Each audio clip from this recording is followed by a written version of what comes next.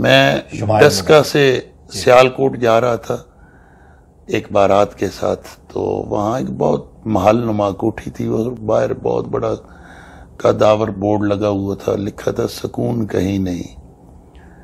تو میں نے ایک سنگی کو بھیجا، میں نے کہا اسے پیغام دینا کہ تم سکون ان محلات میں تلاش کرتے ہو، یہاں سکون نہیں ہے۔ اللہ اکبر۔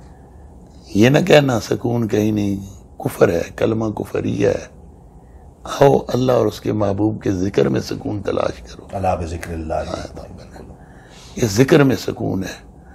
اور یقین مانے بڑی سے بڑی کوئی پریشانی کے لمحات بھی ہونا تو ہم حضور کی نعت پڑھنا شروع کر دیتے ہیں، اگر کوئی باضابطہ محفل بھی نہ ہو تو گنگنانا شروع کر دیتے ہیں۔ ذکر رسول میں سکون ہی سکون۔ حضور کے ذکر کو گنگنانے میں بھی سکون ملتا ہے، سرور بھی ملتا ہے، سکون بھی ملتا ہے۔